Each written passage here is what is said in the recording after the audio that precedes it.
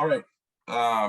Welcome, everybody. My name is Griff Parrish. I am the president of the Denver Council PTSA, and we're very excited to start our second of four DEI forums this year. Our first having been in September for our fall training / first DEI forum.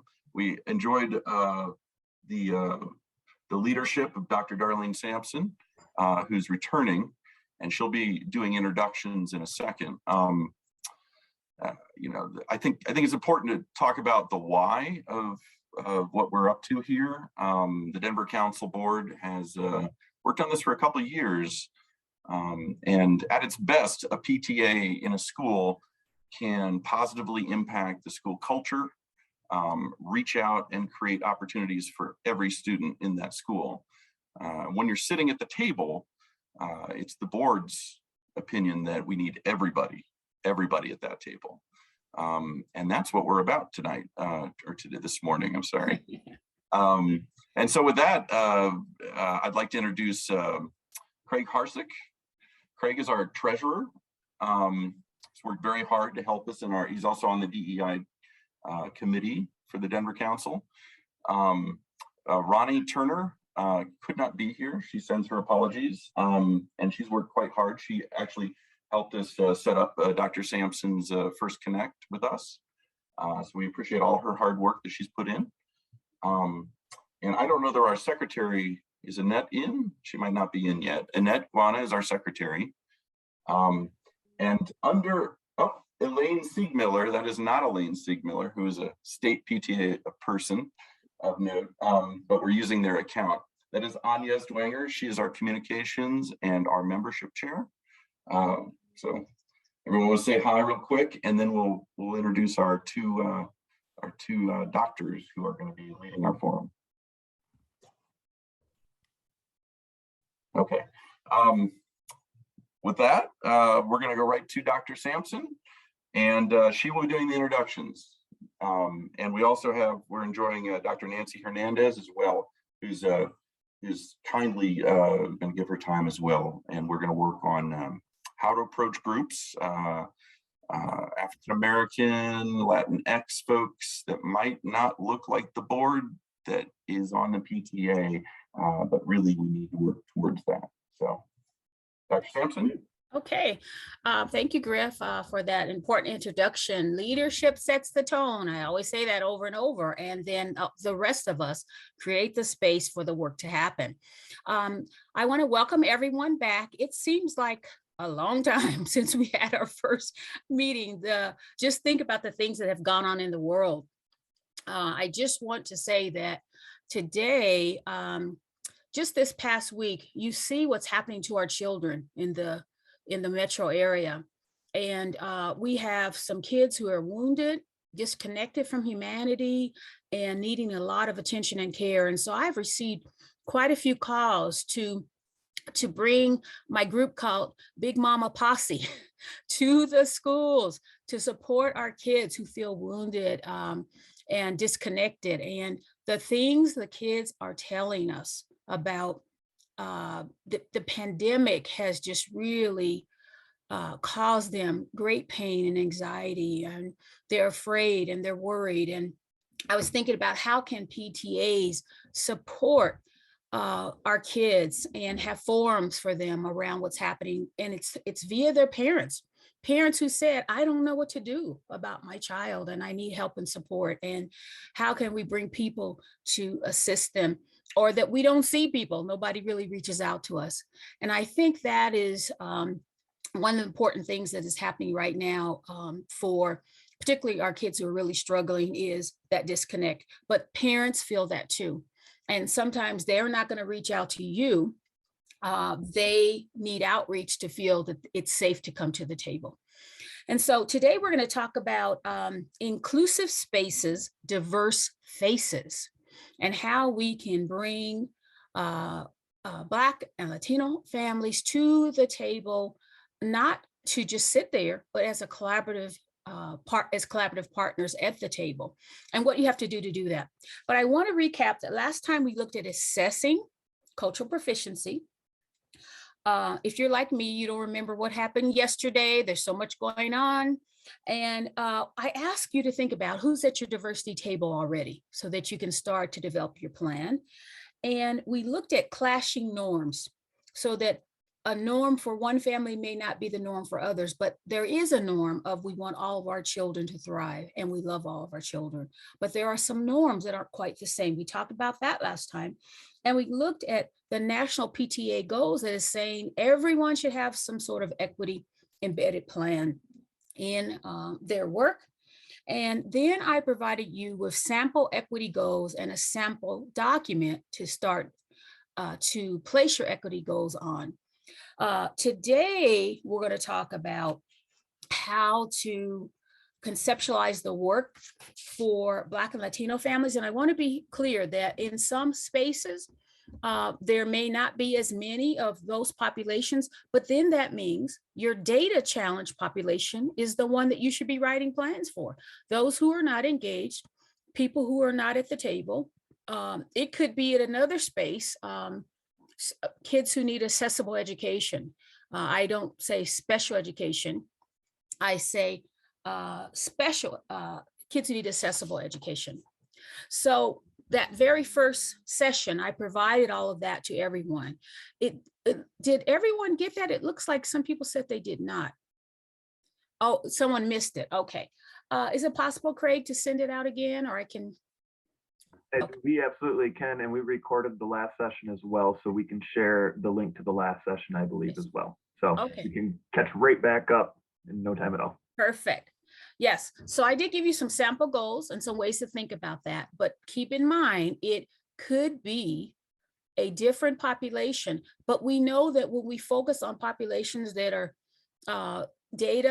in our data, they are disproportionately represented or need more attention and care. It could be that another population where you are, depending on where you are in the state. But all focuses, when we focus on a particular space that's inequitable, we find that they're the proxy. That means they're sort of the foundation for really good work and best practices. So that's what I want to talk about today. And then I'm going to introduce in a special way my colleague, Dr. Nancy Hernandez. I'm going to jump into the PowerPoint and then we're going to introduce each other so that you could see the camaraderie that we have and how it works together as a Black and a Latina, how we have worked together as collaborative partners and what needs to happen in other spaces in the same way. So let me see if I can share my screen with you as we start today. And then I'm going to turn it over to Dr. Hernandez to talk a little bit about that. So our title, Inclusive Spaces, Diverse Faces. How do we get them to the table? How do we support who they are? So I had told you before that I live by my late parents' mantra, giving back to others is in your DNA, and you must respect and honor the shoulders you have stood on. I always say that I might have a PhD in education, but the first PhDs of education and wisdom that I've seen was my parents. But they had a 6th and 7th grade education. But their wisdom and how they anchored me for service and caring of others is embedded in me to this day. And my father's favorite family saying about education was, which do you choose, Darlene, college or death? I chose college because I wanted to live. And in those days, we were afraid of what might happen to us if we didn't do what our parents told us. So I want Dr. Hernandez to share a little bit about herself. Good morning, everyone. Thank you for the opportunity to be here, and thank you for being here on a Saturday and joining us. I know this is volunteer work for you all, so I recognize and appreciate that. I'm Nancy Hernandez. My family is from Mexico, and I was born in El Paso, Texas. And my parents have a 3rd and 12th grade education, but in Mexico. So my mom does not speak much English, and my dad can defend himself in English, but not very well. And the favorite saying from my mother, and she says this in Spanish, is "Muérase quien se muera, tú sigue en la escuela." And this is what pushed me through in college. Is whoever dies can die. And it sounds morbid, right? It sounds a little negative, but it acknowledges that yes, it's losing a family member is a sad and important occasion, but it is not a reason to stop going to school. And what commonalities do you see between Dr. Hernandez and myself in terms of what stands out for you in those commonalities as we talk about? And we're two different women, two women of color. What happens? What do you see? Can anybody unmute and tell us?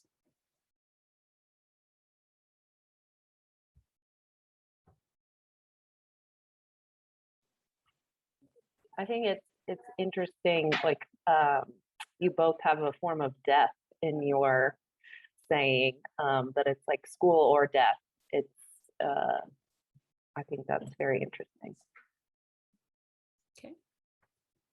I see we have in the chat the family, the parent support. That's right.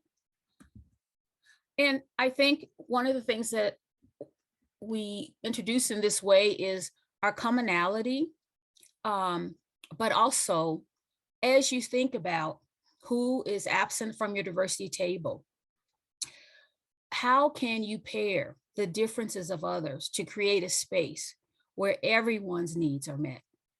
And that while you're thinking about different views of parenting and different ways of engaging, you may have to look at some very diverse ways of bringing folks to the table that may not be the way that you're used to or the way that is common to you. Because if Nancy and I fight about what needs to happen in terms of equity, we're less likely to be able to get anything done because it marginalizes us even further. It excludes us even further. We find the commonalities. The way that the both of us have introduced ourselves is through our commonalities. We had very similar things in terms of what our parents embedded in us, but very different experiences. But also being both women of color, we can't afford to fight each other about what's happening. So we really want to stress a concerted front when you are working with folks of difference and folks of color, because of the fact that it's pretty much equity crumbs out there, what folks get. And that provides very little if you're already fighting. Dr. Hernandez, you want to add to that anything? Yeah, I think we will repeat and go deeper into some of these themes as we continue, but I absolutely agree. I think that sometimes we get caught up in the differences and making very broad assumptions about what different families want, and also relying on our bias and our mentality that if someone gets something else, then it means less for me and for my community. And part of the struggle is to stick to that need to instead of thinking less for me if someone else gets more, is what can we all do together to make sure that all of the needs for all of the students get met. That's right, great. So today we're going to look at intersectional points of entry to support authentic diversity and empathy and collaboration with Black and Latinx families. Now, Latinx may not be the preferred term. Dr. Hernandez is going to go over that. That is a term out there mostly in academia, but we'll talk a little bit about why that's not necessarily a term for the folks who live and walk in Black and brown shoes. To assist consciousness around the challenges that prevent engagement for Black and Latinx families, we're going to look at that today, and encourage finding commonality, yet acknowledgement of differences as PTSA and PTA leaders. That's our goals for today.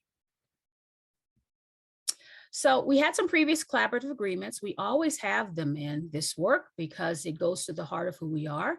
And so I want to reiterate those. There were a lot. It's okay to have anxiety. This work can be uncomfortable. Go ahead and be uncomfortable. When challenged, push back against yourself first. We have to understand the challenges and triumphs of vulnerable and excluded populations with a strengths-based perspective, anchored in empathy. Risk and truth is essential to this process. What's said here stays here, was learned here leaves here. Take it with you to your spaces. And if we don't presume positive intentions, which is a higher standard than assumption, these are the challenges that will come up. It has to be a foundational principle. So these are some of the basic collaborative agreements I talked about last time that are important to go over. So, any questions before we jump right in on a Saturday morning? Are you awake? Okay, let me see a thumbs up. Got your coffee, something. Okay. Okay, so it is not just what you are doing as PTSA and PTAs, it is what your school is doing or not doing that supports authentic family engagement. Anybody know what I mean by that? Anybody be willing to unmute and tell me what they think?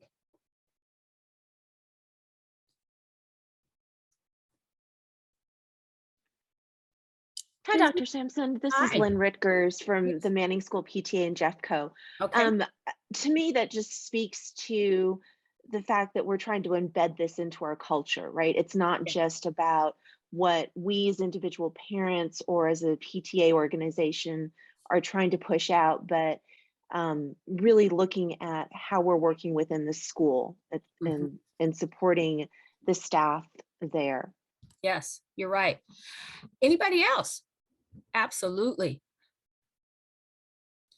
If your school is engaged in any kind of lack of consciousness, lack of engagement, lack of equity planning, lack of looking at populations that need more attention and care, it is more difficult for you to engage that group of families because they think that's the infrastructure that you're built on. And so you have to create something different that looks different than the school. If you're just going along with what the school is doing, knowing that these things are not occurring, if they're not demonstrating linguistic competence, if their images don't represent the student body, if the curriculum has never been audited or even demonstrates anything about history, kids of difference, kids of color, LGBTQ, all the things that we really are, and the kids talk about already. I'm shocked even at third graders talking about LGBTQ+. They are talking about things that we're afraid of. If parents can't trust, if lessons aren't engaging and bright, there is no specific family engagement plan, and no attention to outreach, food, relationships, and collaboration. All of these things make your work very difficult. So if our real needs accounted for at your school, for those you want to bring in, for those parents who are disconnected, feel disenfranchised, or not paying attention to what's going on, or they're paying attention and that's why they're not coming. Is the school for the community or only used to house academics? What are parents of difference saying about you in the community? You would be surprised how that makes a difference about whether or not they're going to be on a PTA. They won't come and tell you, but they'll say, hey, let me tell you, there's nobody there that looks like me. We never heard anything. We don't see these people. We don't know what's going on. Nobody does outreach. My kid is treated like this in blank classroom. This is what happened to my child in math class. What are the truths? Are the inauthentic truths being told? And what messages do diverse students receive in your district, in your school? So what's their planning for the most challenging spaces? And that is your charge, is that you're going to have to change, pay attention to, listen to, look at those gaps. When you're writing your equity plan, what are those gaps that you can start to pay attention to? What are those behaviors, microaggressions, statements, inappropriate things that are occurring in spaces that you can recreate to be a better space in your PTA? So, and that's what parents of difference are looking for, because they have historical trust issues, generational trust issues. Often, why should I be there? I'm seeing the same thing in the school that I see in the PTA. So one of the things that you have to push back on when you hear these things in schools and in your own setting is some of the microaggressions and stereotypes that we hear about families. They need to speak English. The meritocracy of it's only black and white, and it's only the way that I have lived. They add more work to our plate. Now, when I wrote these are things I've heard over the years, which is sad to say. You can see what kind of people they are just by looking at their involvement, their clothes, their language, their zip code. They either have said this subtly or have outright said it in different meetings. They seem angry. They can't because of, there's just too many statements over the years that I've heard. If they don't come, they don't care. That's one of the biggest misconceptions. A lot of times you don't come because you don't want to have the same experiences. You're overwhelmed with what life is like for you. Maybe you're doing well, but you don't see any representation of yourself. They should be on these committees. They need to donate time, money, or resources. They should be aware of how their students are doing and help at home with their schoolwork. There's a lot of families that say, I give my child to you because you are the expert and I know you will take care of them, or expect you to do that. And some people, when they teach their kid about life, they're helping you at school. They're helping you as the PTA. And one of the biggest ones I've heard is that's cultural.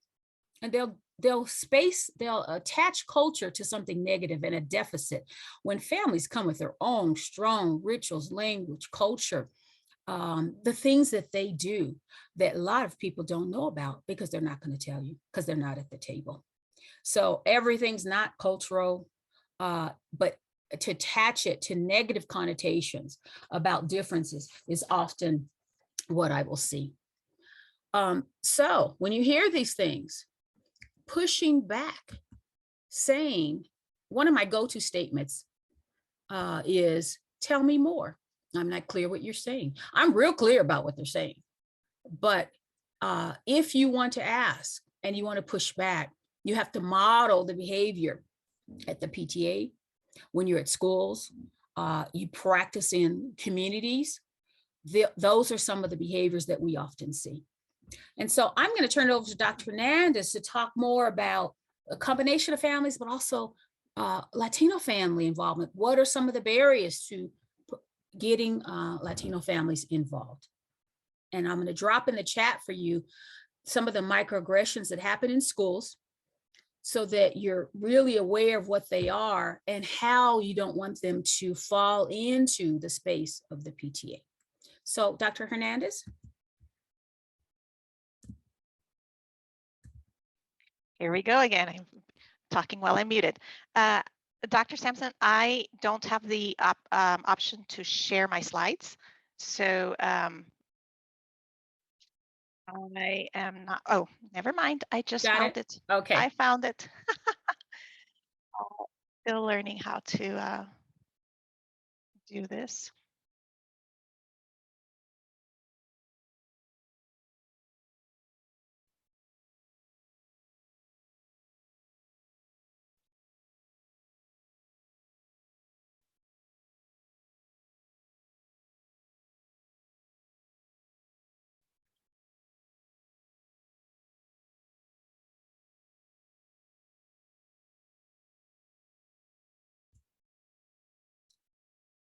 Okay, this may turn, yeah, it may, yeah, there we go.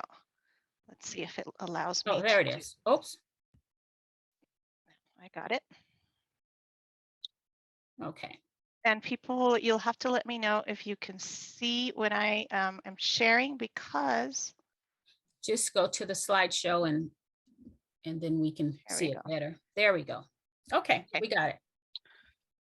All right.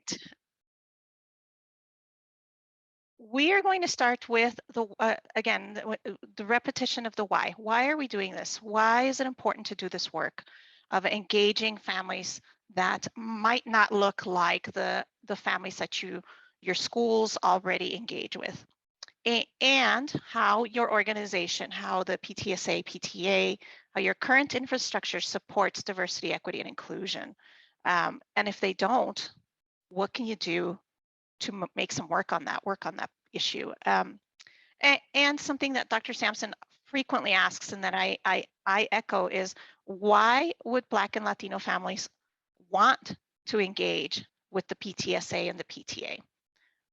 So as we go through, we will try to address some of these questions.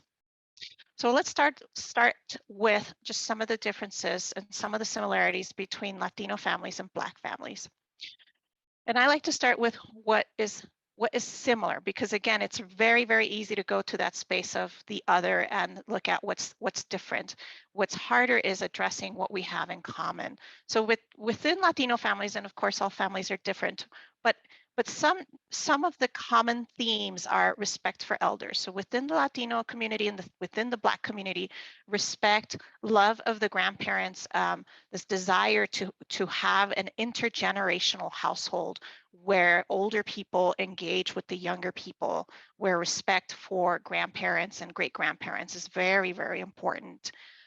You saw in our introduction that the education as the key to getting ahead is very, very important.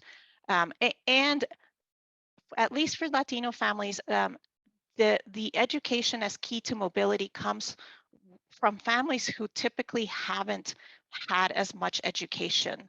So in my case, neither of my parents went to a school in the US, but yet they continue to push education. And they were the parents who they felt that they had done their job of educating us on things that are considered very, very important in both the Latino and Black communities. So such things like, do you know how to greet people when you wake up in the morning? Do you say good morning? When you receive a gift, do you say thank you? If you see someone struggling to carry some bags or some boxes, do you jump up and help them without being asked? Courtesy, common courtesy. These were, when we in the Latino community, when we say, is a person educated, we typically don't ask for the title or the degree. What we are referring to is the person polite, respectful, helpful, because to us, these are marks of an educated person. And we will often say, well, that person may be very smart, but they are completely uneducated, meaning that they are rude, they are disrespectful, they don't understand how to get along in community. I think for both of our communities, there's a maintenance of that flavor of the culture. We, I guess you could describe it as, we're flamboyant, we embrace music, we embrace dancing, we embrace a lot of joy. Celebrations typically involve lots of music and lots of just activities and talking and just interacting with each other, and getting into each other's spaces and collaborating and talking and catching up with people. There is a mistrust of systems, right? And some of these are, mistrust of what the government is intending by putting out programs, mistrust of certain processes that a school might engage in, for example, collecting information from families. What are you going to do with this? Why do you want this? Trust is earned, and this will be really important in moving forward on how to work with these families. And I typically will say things like, when we have broken trust in a community, it can take years to gain it back. Right? And in your schools, you may have seen some of this happen. It's so easy to break the trust, and it takes such a long time to gain it back. We do have a lot of rituals around food and language. There's certain meals that are served at certain times and for certain reasons. The language is also very, very important. A lot of families, they have their own lingo, their own terms that they use within that family and then within specific communities. Fatigue, right? A lot of our families, especially right now during COVID, if you look at any of the COVID research, the families that are most affected are Black and Latino families, and typically these are our families who are working in the grocery stores, providing the services at restaurants, doing a lot of the work that is most likely to lead to them contracting COVID. And so I think a lot of our families are just exhausted. And so when they get that appeal, you know, please come to the school, please help your child with homework, what you're hearing is there's not one more thing that we can do. And some of this work has fallen on the adolescents within the household. So right at the start of COVID, when I work with young people, I was hearing a lot from our teenagers about how it was on them to help make sure that the younger students were able to get on Zoom, able to get into virtual school. And it was coming at the cost of the teens themselves being able to continue with high school and coming to work saying, we need a break. We cannot sustain this level of activity. And I think in terms of economics, health and housing instability, there's a lot of similarities there. These are our most vulnerable families, are families that are least likely to be able to afford homes, least likely to be able to have health insurance, higher percentages of being at risk of losing their housing, losing their homes, being pushed out by gentrification, and being impacted by the economic situation that's now been exacerbated by COVID.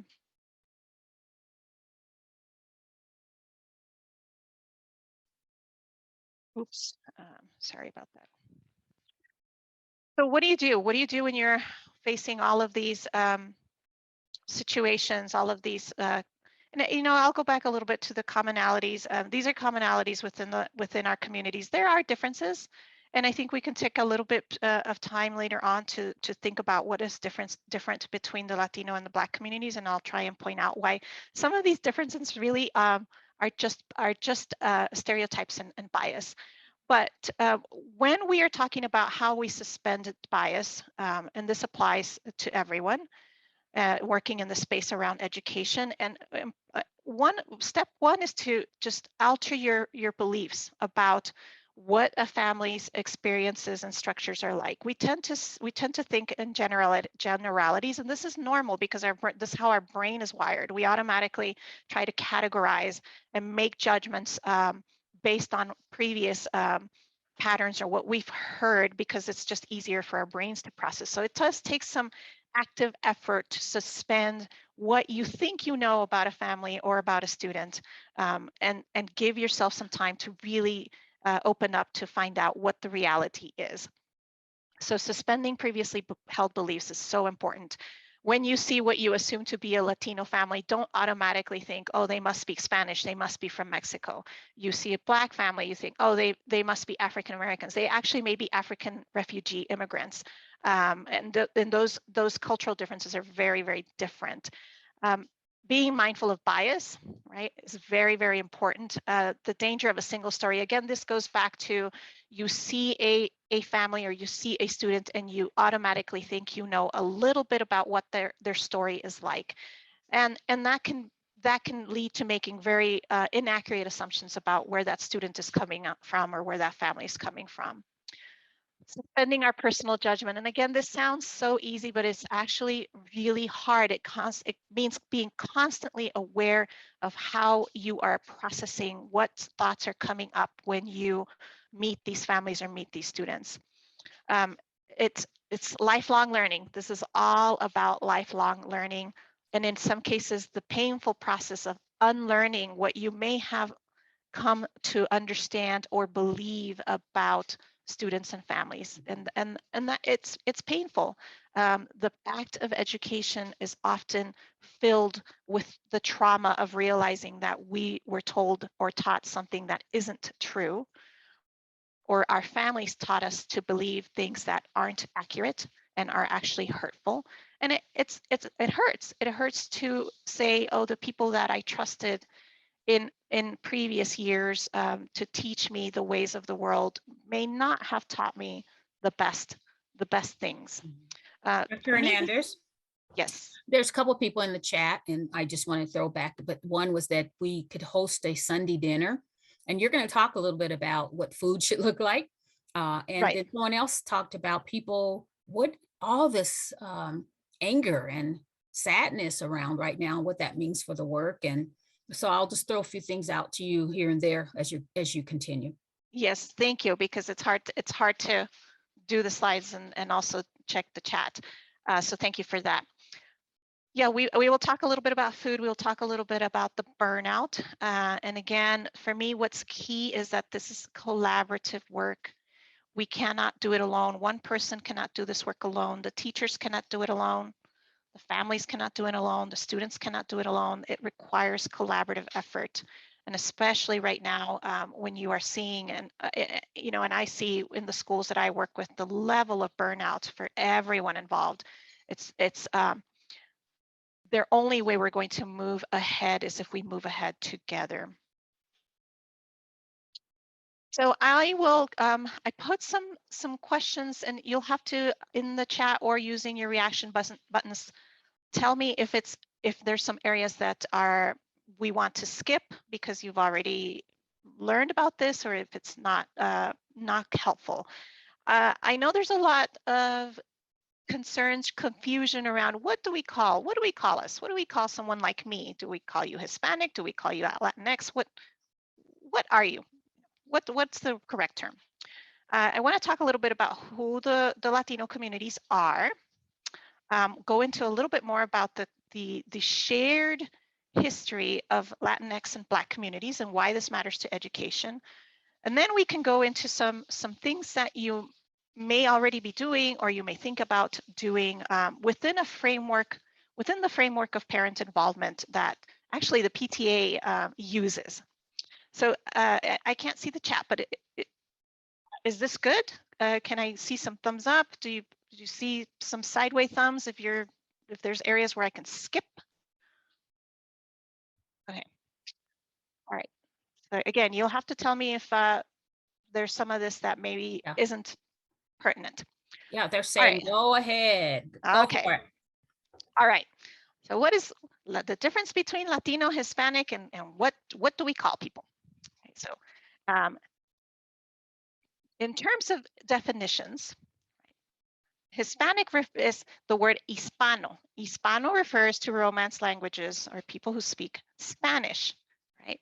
So if you see in this nifty little diagram that I pulled out from the magical world of the World Wide Web, Hispanic includes all countries where people speak Spanish, right? And it's interesting because the word Hispano, right? The word Hispanic is not accurate. It's an Englishized version of Hispano. It was coined during the Nixon administration, so it was made up. That's what we in the U.S. decided would fit these families, or these very broad range of families, and it was all on the basis of, well, all these people speak what they have in common is that they speak Spanish, so let's just call them Hispanic. But Brazil, does anyone know what's the main language spoken in Brazil? Portuguese.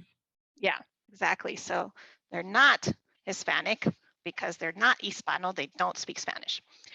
So right away, you've created this very awkward division.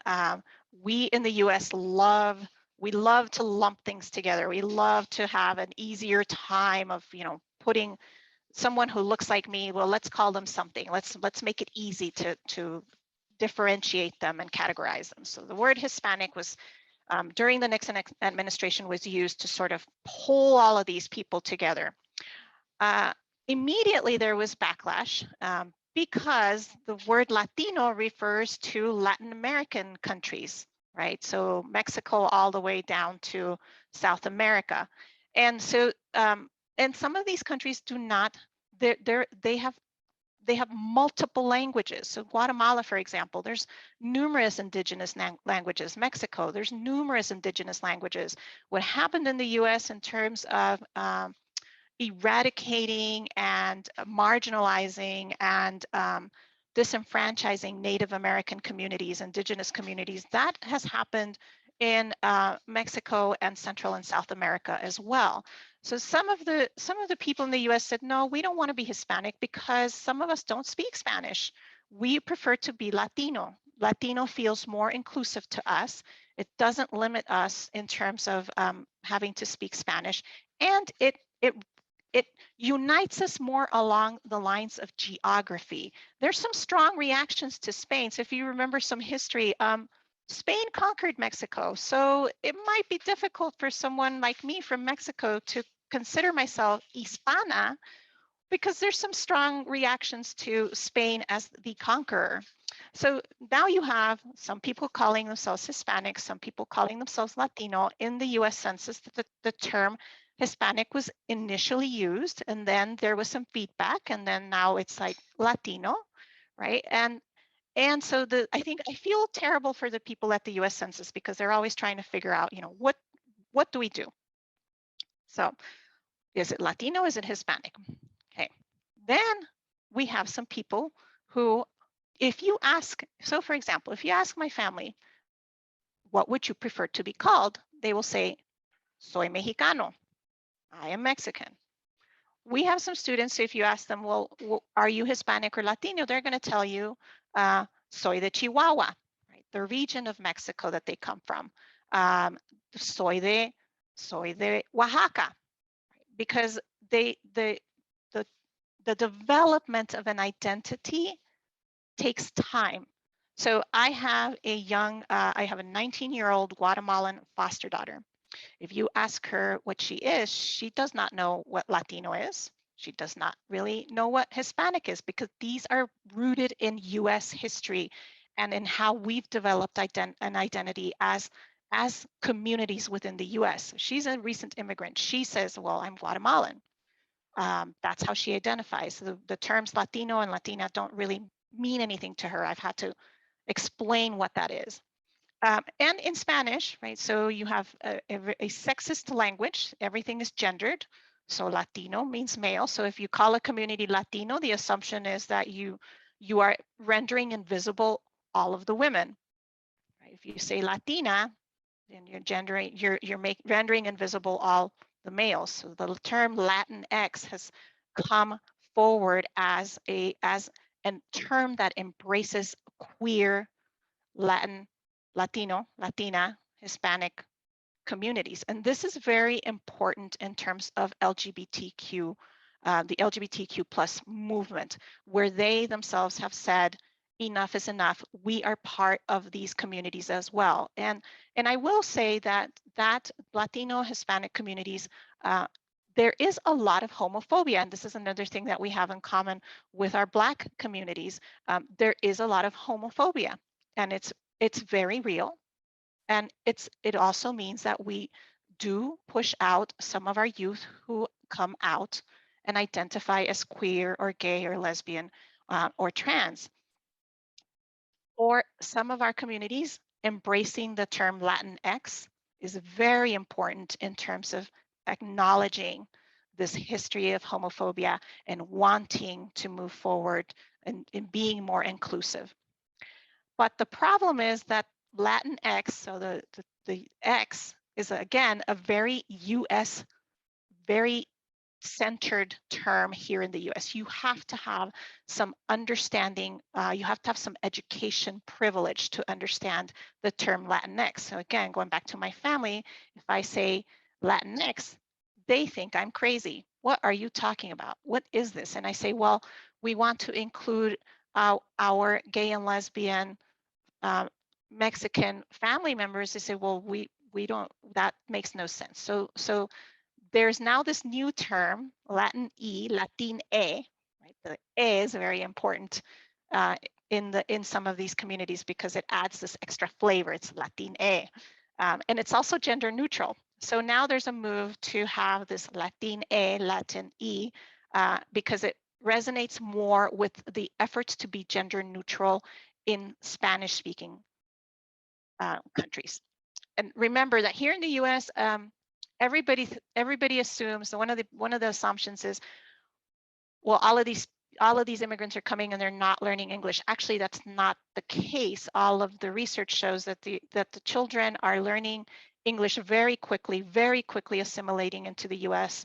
And the bilingualism isn't as strong as people might assume. And I would push back and say, well, what's wrong with being bilingual? We should be a multilingual nation.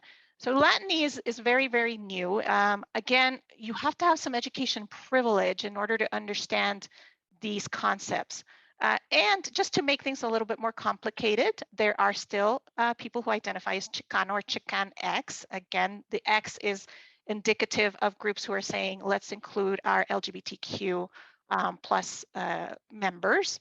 That is rooted in the history of the Chicano movement. And you know, I hope everybody recognizes the picture of Cesar Chavez, very famous, very prominent social justice worker who worked on unionizing farm workers, hotel workers, and doing a lot of boycotts and hunger strikes to promote the rights of Mexicans, of Latino people working in the fields.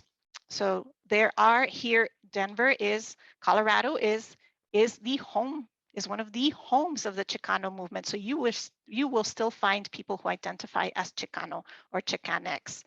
And you know, again, not only are our communities homophobic, they are also, Dr. Sampson, anti-Black, right, is the term to use. And this, again, is historically, when you think about slavery and the history of slavery and where slaves were sent, they were not just sent to the US. They were sent to Mexico. They were sent to Puerto Rico. They were sent all over South America. And in many cases, the histories of these nations have rendered the Black experience within the Latino community experience invisible and marginalized. Well, now we have Black Latinos, right?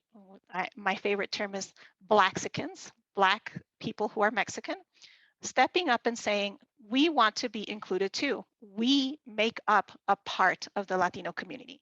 So the term Afro-Latino or Afro-Latinx is, again, efforts to include our Black brothers and sisters and our Black brothers and sisters who are Latino, who are also queer. So very, very complicated. So what do you do? Oh my goodness, you know, what do we do? What do we call people? Now we're scared to say anything. Right. How do we move forward? So yes, the simplest and easiest answer is it's okay to ask people how do you refer to yourself? ¿Cómo te identificas? How do you identify? Most people will, depending on the family, they'll say, well, Mexicano, right? My parents will say Mexicano. My younger brothers will say, oh, Mexican American, because that's an option too. Some people like the term Hispanic. I prefer the term Latino. I struggle with Latinx because, again, I recognize that you have to have some education privilege. And I do have a lot of education privilege. And I know when I'm going out to the community and working with our recent Latino immigrant families, they don't know what Latinx is. So if you put that on a form, right, to let people identify, you may not get any responses because they don't know what that is. Right. So, but there's no harm in saying how do you identify? How do you like to call yourself? Right. I think that's a respectful thing to do. And Dr. Hernandez, someone is saying when we have things like Hispanic Heritage Month, where we can't ask every individual, should we start using Latin to make it more inclusive, or Hispanic Latin Month? Any thoughts about that? I mean, so this is where the communication with your families is so important, right? Because you can change it, but people will probably be confused. So for me, I would encourage you to have a conversation with those families and say, what do you think of the term Hispanic? How does that make you feel? Does that make you feel like you're building community? Does it, and it's hard, right? Because you want to represent the diversity of your schools. And this goes back to, does your school know their families? well enough to know, are there differences within that rubric of Hispanic or Latino? Do you really know that range of diversity within that group? Because it's very diverse, and I'll show you a picture. Okay, who are the Latino or Hispanic community? You can have Black, you can have white, you can have Asian, you can have Indigenous, Latino, Hispanic people.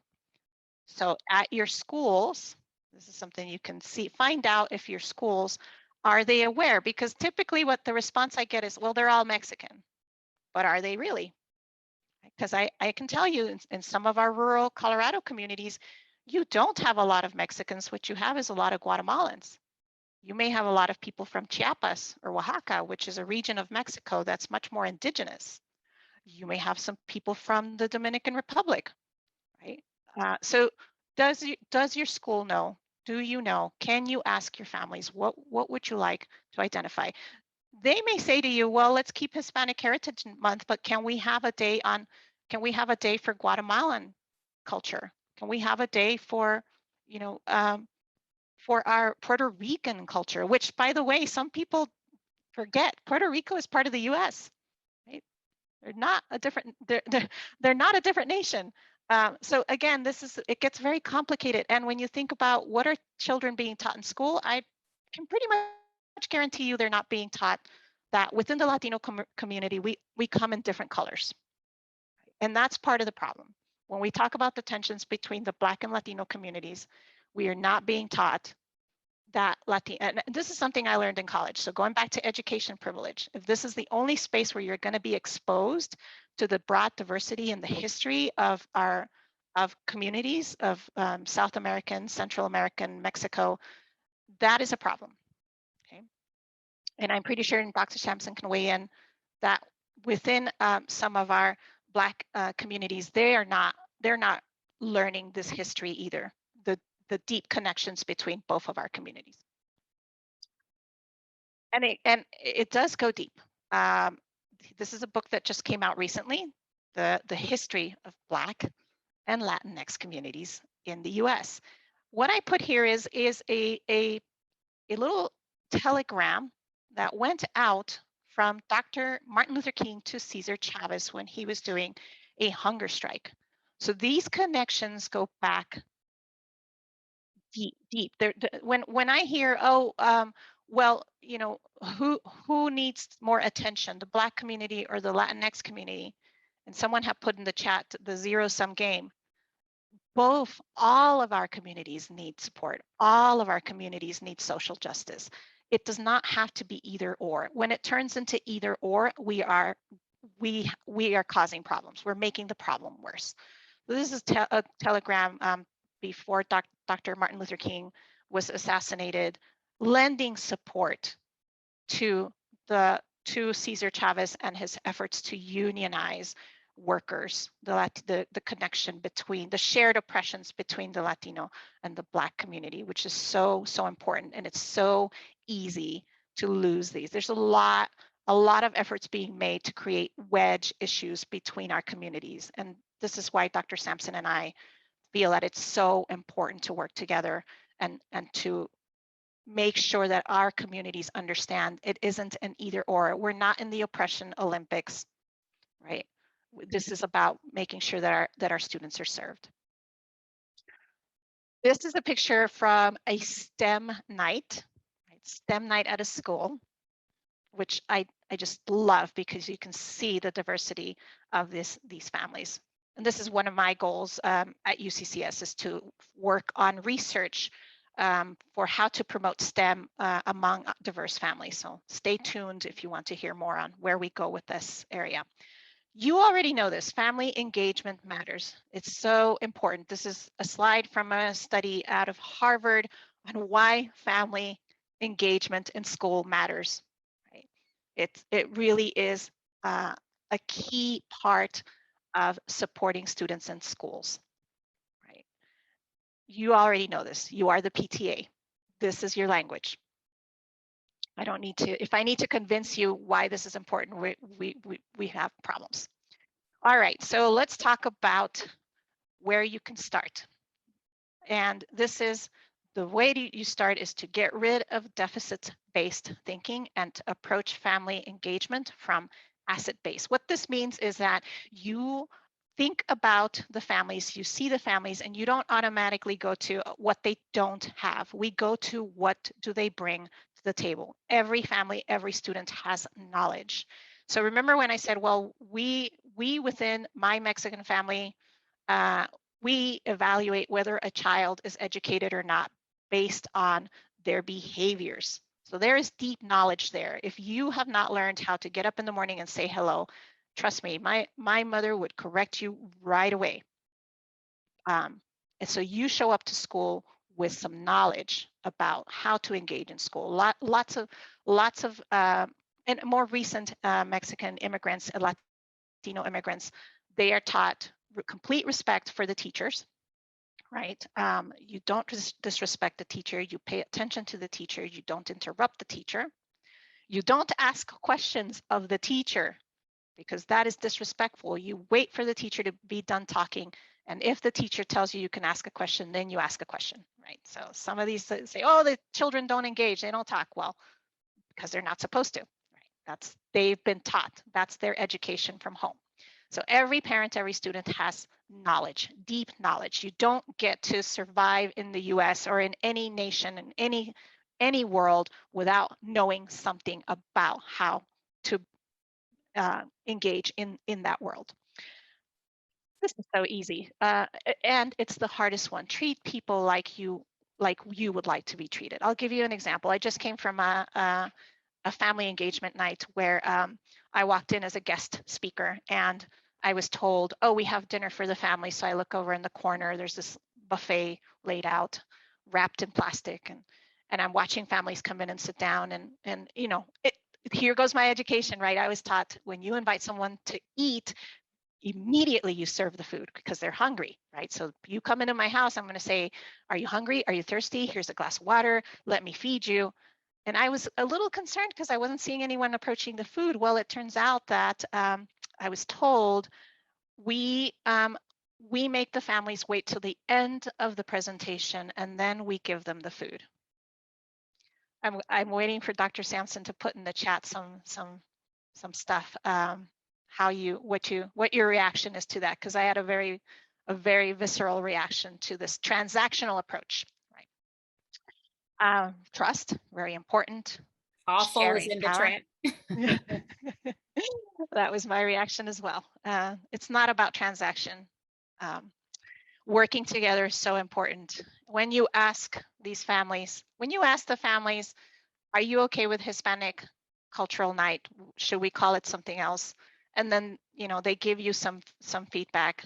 It's so important to follow up because they're watching you, right? When we go back to why would they engage in the PTA, they're watching your actions. They're watching what you do with that information. If you don't do anything, the message that sends is, well, you want the information just because you're curious, not because you're going to do anything with it. Deficit-based thinking is about putting people down, assuming that they don't know anything, assuming that what they know isn't as valuable as what we know. It's about control. It's about doing something that favors you, not them. My favorite is, oh, well, we want you to show up for Title I night because, you know, we have to do this because it's part of our requirements. But then the rest of the year, nothing happens. And this is what I'm hoping to move us away from, this checkbox way of doing family engagement where we just want to check the boxes, but we don't really want them there.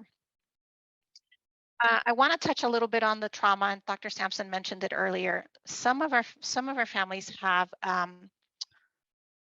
had generations of trauma in education. So specifically our Native American communities, their children were taken away from them and put on boarding schools. So when we think about engaging Native American families, this can be very difficult because the associations with school are primarily negative and full of trauma and loss of culture. So be very careful and sensitive to that. Some of the, especially here in Colorado, and those of you in the San Luis Valley may resonate with this, going to school as a Hispano, because in the San Luis Valley and some of our San Luis Valley communities, they do identify as Spanish because they came from Spain. Right? They're not Mexican, they're not Guatemalan, they're not Chicano, they are Hispanos, they come from Spain. And their experience of school was they got sent to school, and when they spoke their Spanish, which does have a specific dialect, they were punished. So they had the Spanish literally beaten out of them. So some of our families come to school with a sense of dread and memories of being humiliated out of being bilingual. Right? So we've got to pay attention to some of these things. And again, I wish I could check on the chat, but I'm checking to see if there's any. There is a question. Yeah. I think someone has put, I think the diversity education is important, but our students are failing. It's actually diversity education and support of who they are that helps them not to fail. But how do we engage them in education to success in life? And how do we teach accountability from both sides, teacher, student, and parent? That was in the chat from Jacqueline. Yeah, and I think what's interesting is that you know, we say the children are failing. Have we ever had a conversation with the children? Because sometimes the children will come back and they'll say, well, yeah, and I'll give you an example here. Again, going back to the young woman who I have in my home, I'll say, well, how's school? Well, you know, I'm learning these things that really don't mean anything to me. Why do I have to learn this? And it's a very valid question. Why does she need to learn it? Now, we're in a position where I again, because of my education privilege, I'm able to answer that question in a way that makes sense. But for a lot of our families, they're asking the same questions too. Why does my child need to learn this? And I think we've got to move beyond, well, if they're failing, that means that there's something wrong with them. We should be asking ourselves, well, how are we offering this curriculum? How is it infused with something that connects to them?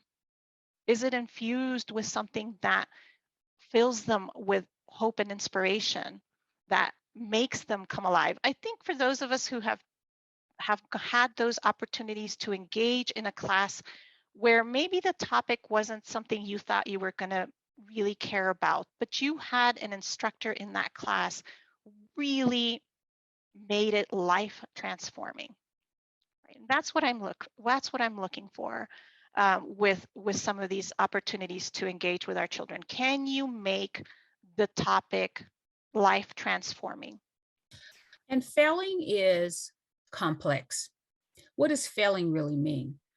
It can be from the perspective of how we're teaching. It can be instruction. It can be acceptance. It can be kids who need differentiated learning. It can mean so many things. And so that has to be dissected and looked at closely. It can mean that what I receive on one part of town, the part of town that I live on, I don't receive that. There's so many complexities to failing. Someone else says, Dr. Hernandez, the bias of standardized tests as well, and how they contribute to failing. And with the perception of failing, we have to think about what that really is. I spend a lot of time in my pre-collegiate program talking about how we need to explain to our students that failure is actually, we've taught and we tend to think of failure as, oh, that means that you're dumb, right? And children internalize this. It means that I'm dumb. And going back to the point about standardized testing, so someone is making a test, and then you have to pass that test, and that shows that you know content related to that test. Does it mean that you're not smart? No, it just means you haven't passed that test. And I also spend a lot of time working with young people who say, if your dream is to go to college, I don't care what your GPA is. Because I know my dissertation was on students who didn't have a 3.0 and yet went on and earned a college degree. And the stigma of like, well, I wasn't smart enough for college. I didn't think I was smart enough for college. Can we please get away from that? Because the standardized test is only a measure of one thing. It is not a measure of a student's potential. And yeah, we want to let students know where they're at. We want to set the bar high, and we want to let them know that this is the bar that I want you to meet, and you can meet it, and we are going to help you meet it. And I need to show you where you are with the standard. I think that's a very different approach to, you know, here's where you are. I want you to be here. Here's where I want you to be. With my students, I say, I want you to be here. Why do I want you to have a 3.0? Because when I am looking at scholarship recipients, when I'm looking at who's getting into college, the consistency of your grades shows me that you have the capacity to work on something consistently. That's very different from saying, oh, I want you to have a 3.0 because that shows me that you're not failing, right? So let me go on because I'm watching the time and I want to make sure we have time for Q&A. We have about 20 minutes.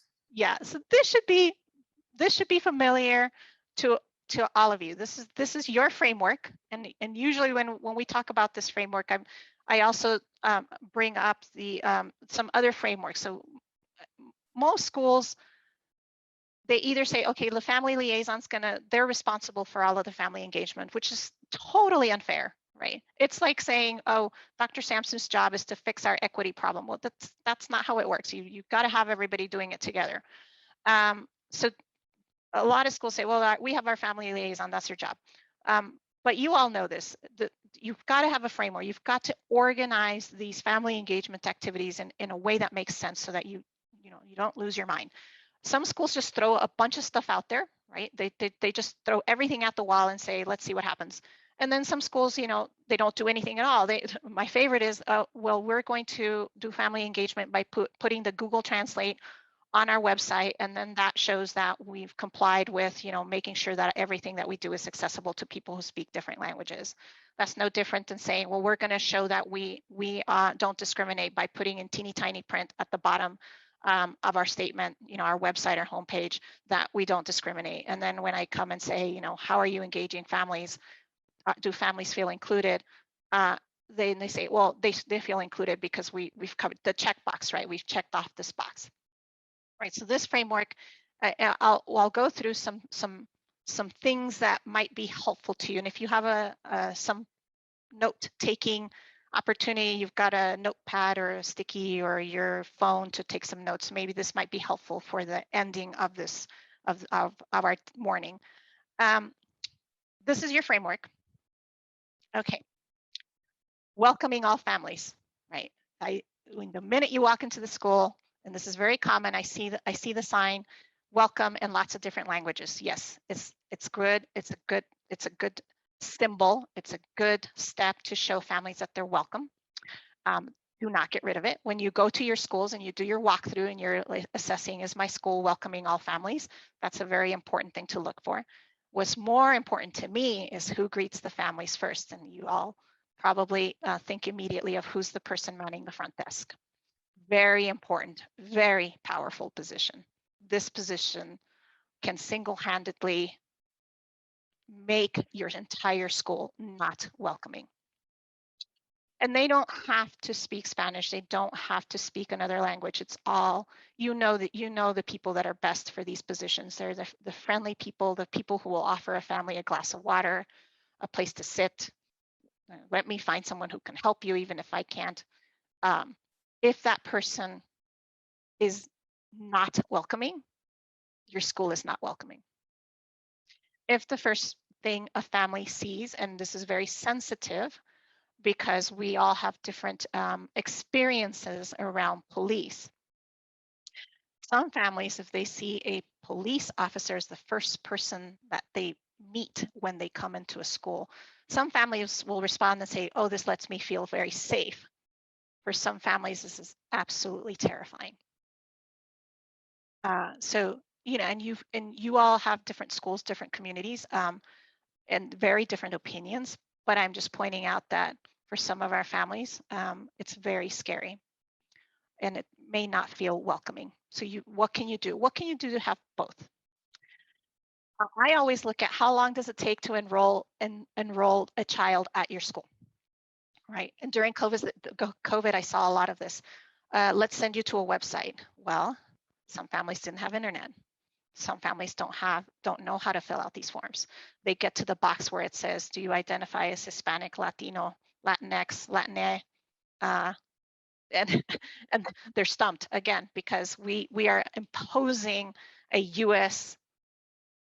tendency to want to categorize. And some of this data is necessary, right? But there's ways to go about this so that it doesn't become a barrier. I always look at, if you know your school is diverse, if you know your school is serving the Hmong community, the Vietnamese community, our African refugee community, how long does it take to find somebody who can help that family in the language that they need at the time that works for them? We are here on a Saturday morning. We all have Saturday morning privilege where we can take the time to be here. Some of our families don't. So at the university level, we do things like we extend our financial aid office hours until 7 p.m. because we want to accommodate those students and those families who have to get off work, and then that's the only time they have to come in and do some of this work, right? And it's not easy. I'm not saying this is easy, but these are some of the considerations when it comes to welcoming families. Your role, a role that you can take if you want, is to be the eyes and ears for those people who are not feeling welcomed.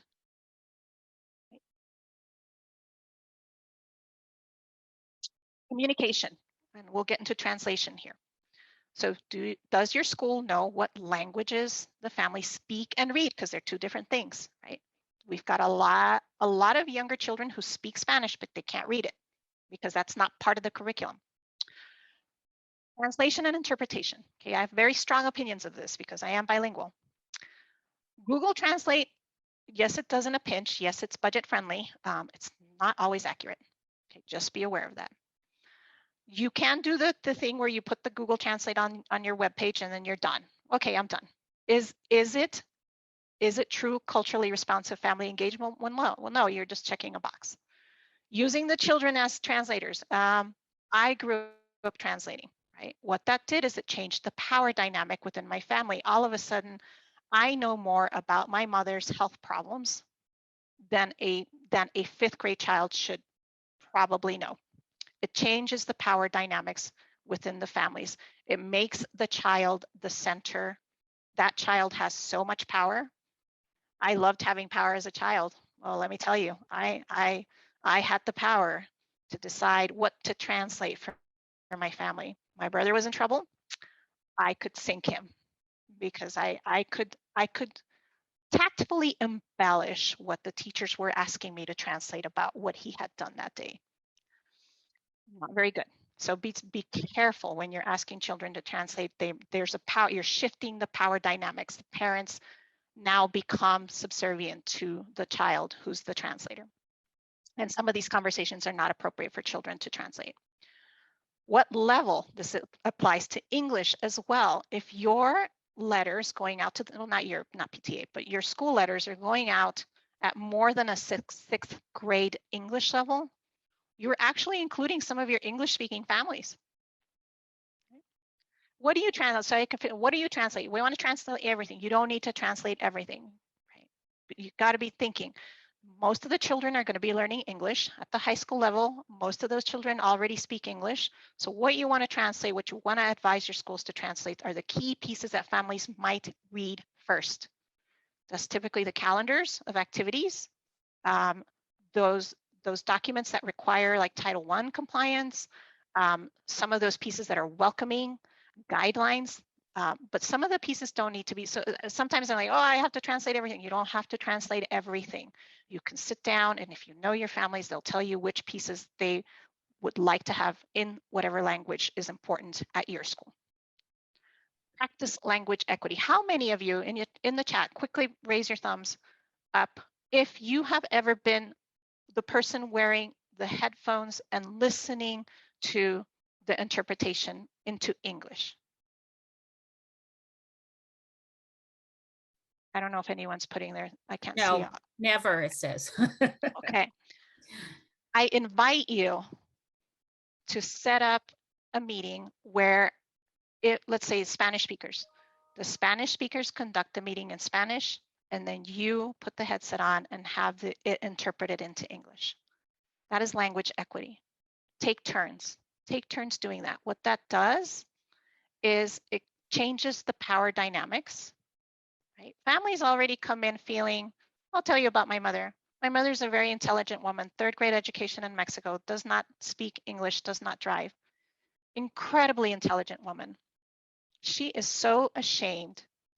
She is embarrassed that she's the one who's always having to have someone translate to her, interpret to her. And yet she is an incredibly intelligent woman who has put 3 children, all 3 children, through college. So this is when I'm talking about language equity, this is what we're talking about. It's a gift. Language is a gift and it's a power tool. So put yourself in that vulnerable position. What's it like to not speak the language? What does it feel like? And then play with it, because families appreciate that.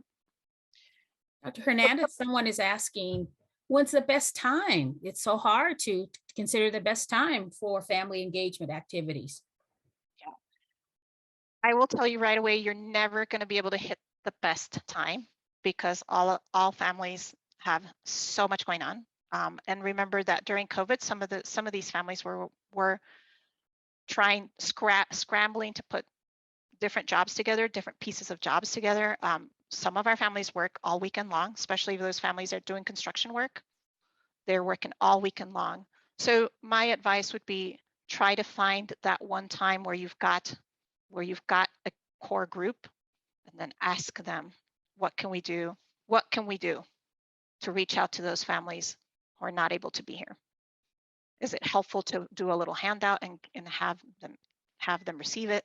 I know that YouTube it's very common. We're doing it right now. We're recording it. You know, let's be honest. How many of us are actually going to watch a recording after the event? So be strategic. Do not get discouraged if you pick a time and you've got 5 families. That's 5 more families than you would have had if you hadn't, if you hadn't done anything. We're going to. So I'll show you what I did, and because there's more, right? So I went through each one. Student success. I'll end with this one, and then we'll jump to towards the end of the presentation, because this one's a key one. A lot of our families, they understand, they want their children to get to college. They do. They want their children to get good grades. And there's this thing that happens that's really problematic. Parents show up to parent-teacher nights. Teachers say, and you all know this because you're PTA, you've piloted this, you talk about this all the time. Teacher will say, oh, your child is behaving well, they have great grades, but those of us in the back, are sitting there going, yes, but they're reading at a 3rd grade level when we actually need them to be reading at a 7th grade level. Families don't typically know that. The education privilege, we're able to analyze the data because we have that privilege. A lot of our families don't. So when I work with Latino families and with our immigrant families, it's about explaining your student may have a great grade, but they're not reading at grade level. They're not doing math at grade level. What that means is that they may graduate from high school and they may not be ready for college. And a lot of families are stunned. Oh, but my child has straight A's. Well, we've got to put some context in that. And this may fall into the failure. Why is a student failing? Well, why do we not want a student failing? What we're trying to do is we're trying to get to a certain level in this content. And some schools are very closed about this. They don't want families to know about this achievement gap because frankly, it's terrifying. And so I'm not asking you to alarm your families and say, oh, the school isn't a good school. What you want to do is you want to create an opportunity for collaboration. What can you do? What can you do? So I'll give you an example. Right now, I'm trying to convince families to let me borrow their children for 3 weeks in June for our pre-collegiate program. Like, well, we've got so many plans, we've got plans, I said, I need to borrow your students for 3 weeks this summer because we're doing an intensive math program because they've lost a lot of math during COVID. And if we don't do this, when they get to college, they're going to be up to 2 years behind in math. And if your child wants to study engineering, they're not going to graduate in 4 years. All of a sudden the family's like, Oh, okay, now I get it. Now I know why. The context. For me, it's always go 2 steps back, not just say, oh, you're, we got to have your child reading at grade level. It's like, but why? Why? Explain the why. I am a firm believer that your students and your families often have the best solutions. Okay? So I go to my team at pre-collegiate and I ask our college students, here's a problem that I have. What do you guys think? And they will come up with a solution. Now I get to say, well, okay, this solution will fly because I have the budget, right?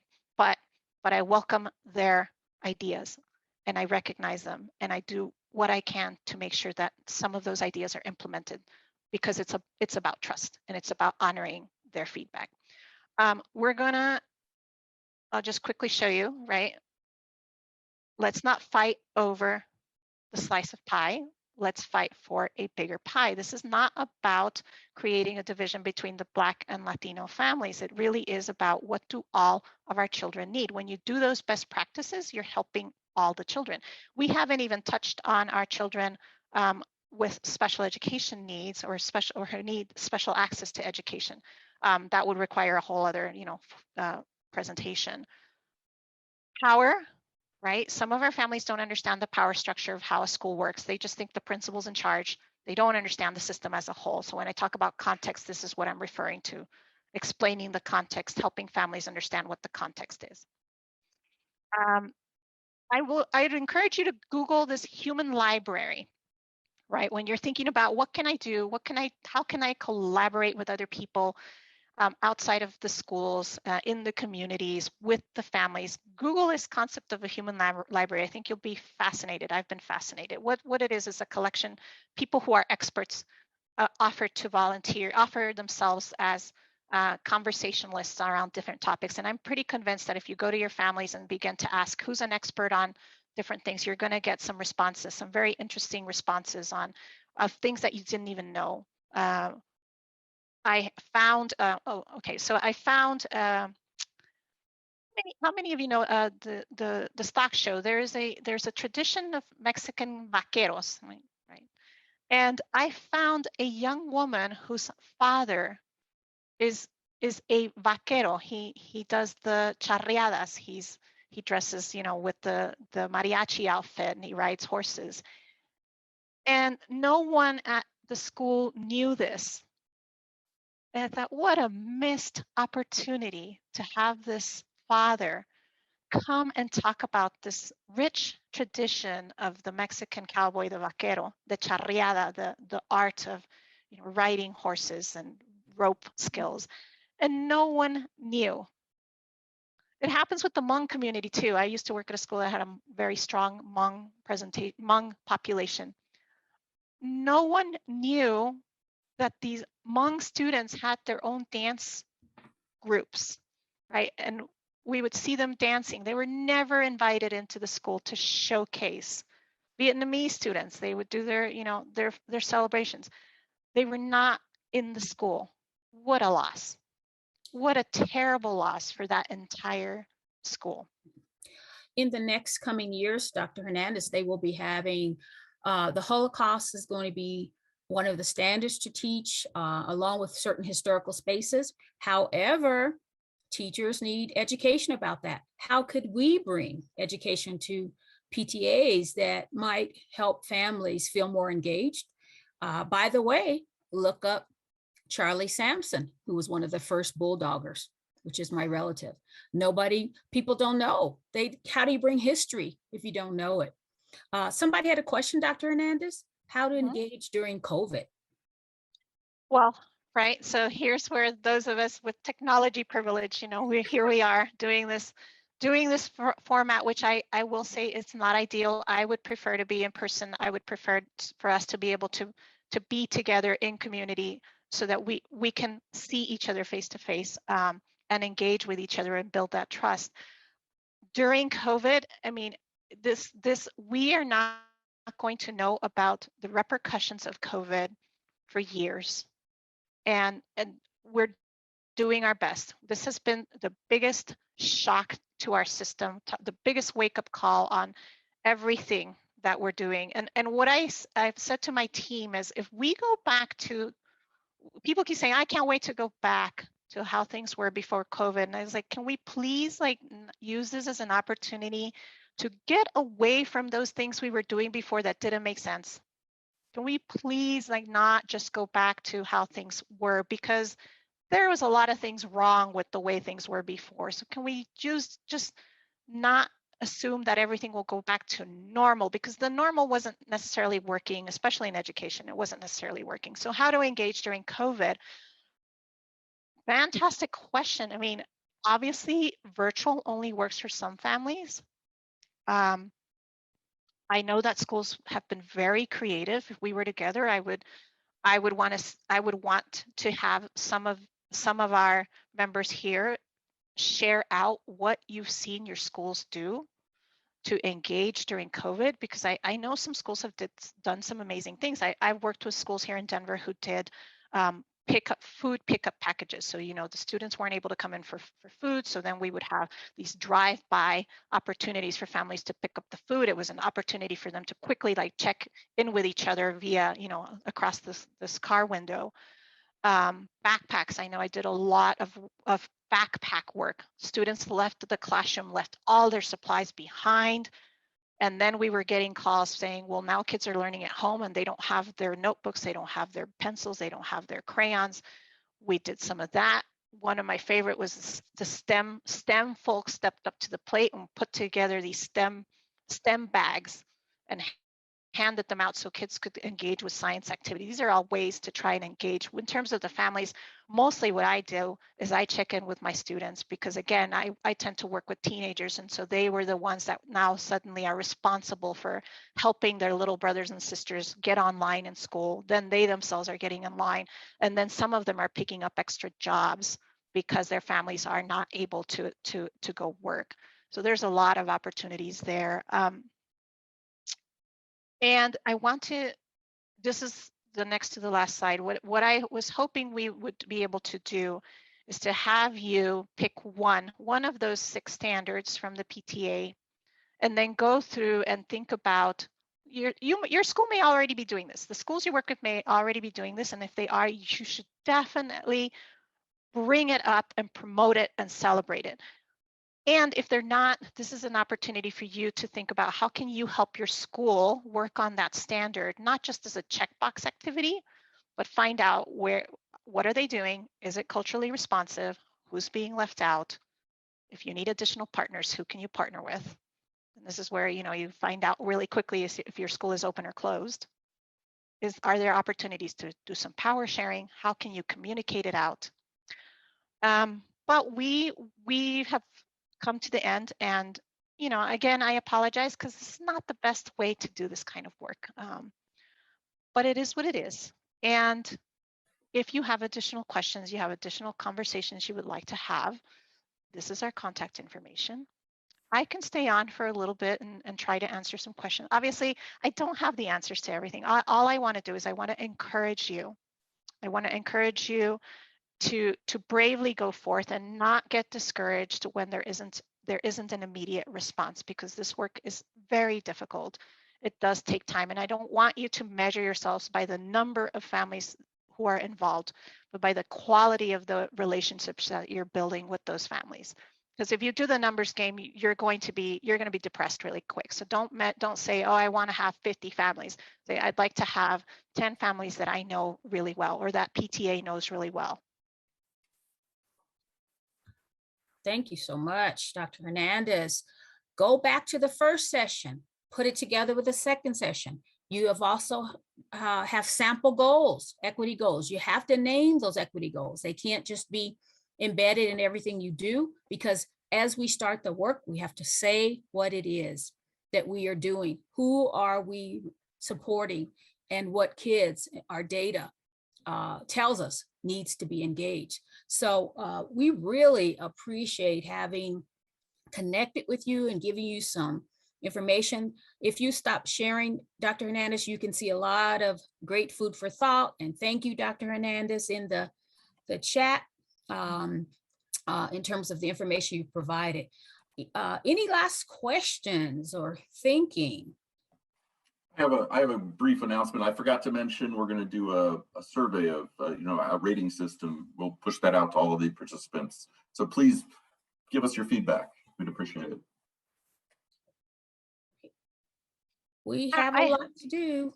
Yeah, and I hope for those of you, and I know again it's hard to just listen and be on the camera, but feel free to reach out to me if you have additional questions. And if you're in the Colorado Springs region, again, I work with pre-collegiate at UCCS, and you may be seeing more of me out in the community. And this work is very important to me, and I know it's not easy. But it is so important. And again, for Dr. Sampson and I think what is most important is that we stay focused on supporting all our students. And when you reach out to the students that are in most need and you provide support for them, you're actually helping all of the students.